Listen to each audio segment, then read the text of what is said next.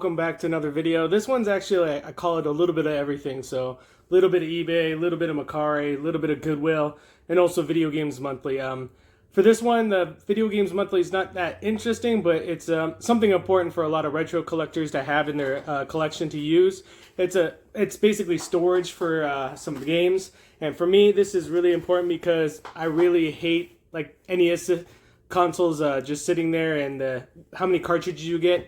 And a lot of times when you get those cartridges, they don't come with a sleeve when you buy them now. So what I did was I purchased a lot of sleeves from Video Games Monthly. If you can tell, it's 2 boxes full of them.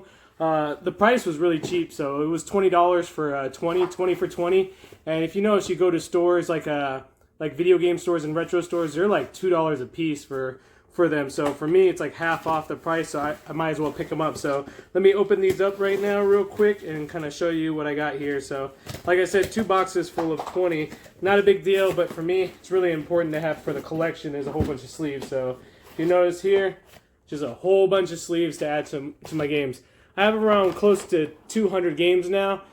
So this is really important for me to have because for me, I want all of them to have the sleeves. So I try to search these up as much as possible to find them so I can complete all my collection and have it all in sleeves. So for me, I don't really need the boxes for the games because, you know, cardboard and stuff, it's kind of like flimsy and it wears down after time. But I'd rather have the plastic sleeves to have them. These are the unlicensed ones, so no Nintendo labels on or anything like that. Kind of sucks on that, but me, as long as it's in the sleeve, it makes the game look a lot better sitting on the shelf when they're all uniform together. So just 2 boxes of tons and tons of sleeves. So I think a total of 40 sleeves. So just letting you know. So I just opened up one box to kind of show you what it was. So the other box is the same thing. It's just a whole bunch more sleeves, 20 more sleeves. So just to let you know about it. Okay, next up we have here is we can go through some Goodwill pickups I have. One PlayStation 2 game, the rest are Wii. Looks like 6 Wii games and 1 PlayStation 2 game. So it was actually pretty good. The prices are pricey again for them. They're $3.99 each, but I had 15% discount, and I know these games wouldn't be there if I waited for the half off on them, so I picked them up early. So first one, I'm not sure if I have this one. First one is Brunswick Pro Bowling, and these are like brand new looking. So these are like almost new, like no scratches on the disc or the cases or anything like that. So it's a pretty good deal to have something like this for a cheap price. So in mint condition game. So Brunswick Pro Bowling is the first one. Next one is Madden 09 All Play. You can see the price there, $3.99. And like I said, all these are in really, really good condition. So I got lucky on it. Next up is Sesame Street Elmo's A to Z Adventure video game. I don't think I have this one. So, like I said, it's a lot of filler titles for me, but that's what the Wii is, a lot of filler titles. But sometimes you get lucky, and when you come to the Goodwills or thrift stores, you might get these games for cheap because Wii's starting to get popular and the prices are going up. So I always tell people to pick them up now where they're dirt cheap. Another game I got is Just Dance for Kids, 40+ songs. Don't have this one either. And like I said, they're immaculate, so that's the reason why I picked them up. They're $3.99, so I think it came out to like $3.20 or something like that, $3 each. But these games are like $5 to $10 each that I'm showing you. Next one's actually a pretty pricey one. I got the Conduit, the special edition for $3.99. This is like a $15 game, so I don't have this one either, and it's in pretty good condition. I know they have a Conduit 2. I think I have that one, Conduit 2. So this one will be a nice addition to the collection, and it's like mint condition, so game case and manual and mint, and it has that foil sleeve, so it's pretty nice like looking. So pretty good deal for this one. I haven't tried this game. I know it's a first-person shooter, but we'll see how it works out. Next, the last one for the Wii collection is actually a pretty expensive game. The reason why is this came out towards the end of the Wii era, like it was dying out. It's like they no longer sold the system or anything, but they did release a game still in 2019. That game probably people already know. It's Just Dance 2019 for the Wii. So this was in the stores in like I said, pretty recent, a few years, like a year back or 2 years back. And it was funny because this was like one of the last games that they made. But this thing goes for like close to $30. But people are upscaling the price because it's one of the last games that came out for the Wii. So pretty neat to have this game into the collection. I do not have it. I don't see this one often. So Just Dance 2019 is a kind of an uncommon game that you see around. So just to let you know, pick that up if you see it, and you can do a good flip with that for that price. Next up we have is Jet Li Rise to Honor for the PlayStation 2. I'm not sure if I have this one or not, but this one looks like it's an upgrade if I do have it. So, because this one's in really good quality. So the only downside is greatest hits version. I really am not a fan of the greatest hits versions for games, but if it's to add to the collection and its gameplay, it doesn't matter to me as long as I have the game. So, greatest hits or normal, that's what I consider part of the collection. I don't need to have both, one or the other. So if I do see the other one and it's a black label and it's better condition than the greatest hits one, I'll swap it out to that one. So overall, happy with 7 games from the Goodwills this time frame. Next up we have here is one NES game. So one NES game I picked up, and this was on eBay. It was like $4 or $5, so I was like, might as well pick it up, and I think it was like $6 total plus the shipping. It's like everything and the taxes, so it wasn't too bad. And it's 720 skateboarding, so this one's in really good conditions. That's why I picked it up. Like I said, I try to get the best quality when it comes to the NES and cartridge-based games to add to the collection. Harder and harder to collect for the Nintendo. I think I'm at 200 now with this one, so I hit that over 200 mark for NES games. I do have some really crazy rare ones if you've seen the past videos, like Princess Tomato and the Salad Kingdom. I have Adventure Island 3.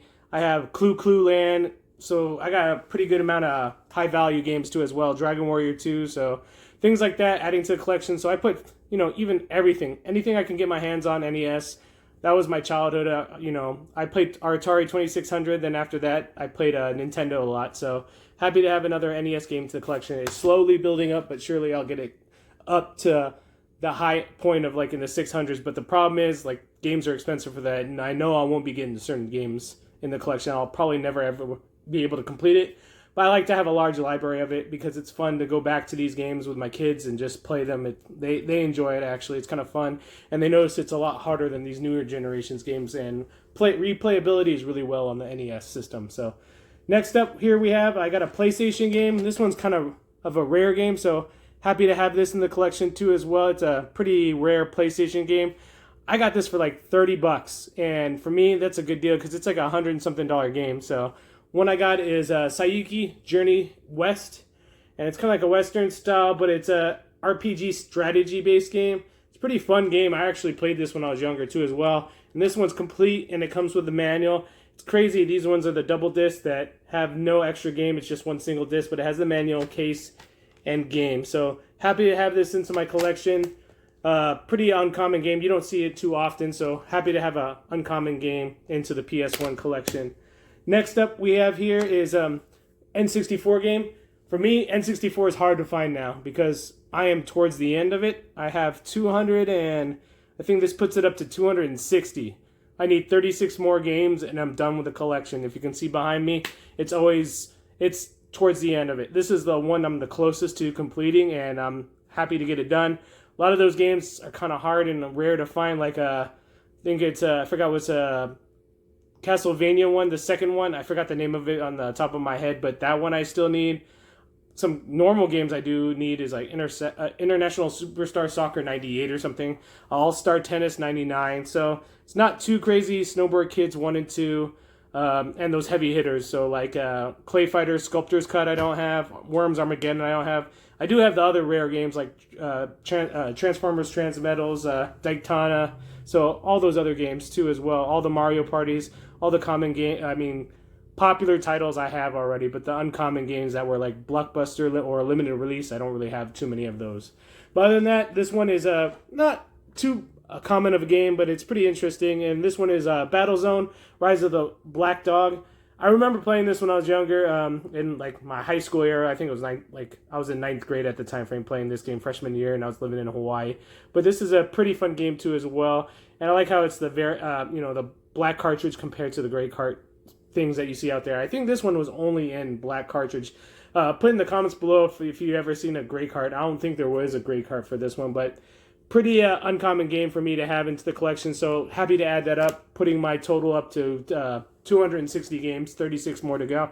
And last but not least, this one's about a $150 game. And I like collecting, and this one's the hard system. I always tell you it's hard to collect for because they're really pricey games. And this one's a Sega Saturn game, and I'm happy to say I actually got a working designs game. So this one is Iron Storm. It's a strategy-based game. I really like this one because the animations of the fights between wars. It's like, I know you could do like play as the, what's it called, the Nazis in this and stuff, and the, what's it called, the forget, like multiple different types of strategy based game. It's pretty interesting. The visual graphics on it for at that time were pretty interesting and neat. I just like the gameplay. Me being prior military and stuff like that, I actually like this kind of stuff, the history games, and it's pretty neat to play on different sides of the spectrum when it comes to a game. And I don't know, Working Designs pulled out a lot of good games on this system, like that weren't going to get released, but they did. So I really like these ones. Happy to have at least one Working Designs game in my collection. So this one is complete. The only problem with this one, I got this one actually for like $50. The problem with this one is the whole booklet is not there. It's not complete. It's missing most of the guts inside of it. So, but I'm happy to have this to collection. So Iron Storm, and it's cool that they have the little label on there, Working Designs on there. So happy to have that. Other than that, this is in like excellent condition shape for Sega Saturn case. Usually most of the cases are damaged and not in good working order. So overall, pickups were good, and I just want to let you guys know my channel should be getting some upgrades. I picked up a new camera, and I have a laptop that I ordered so I can actually get some better editing going on. I do all this stuff on my phone, and I'd rather have it updated. It's not a bad phone. It's the Samsung Z Flip, but for me, I think you guys would enjoy better video quality and content, and also video editing. So I can actually show you what camera I picked up, which they say is a really good camera. Talked to friends about it and talked to other YouTubers, and they said this one's a really good camera to pick up for videos and video editing. So the one I picked up is the Sony ZV-1 white version. It was pretty much on a discounted price sale, so I had to pick it up at that time frame because these things are expensive. So overall, the quality of it, I saw the pictures already, it's really good.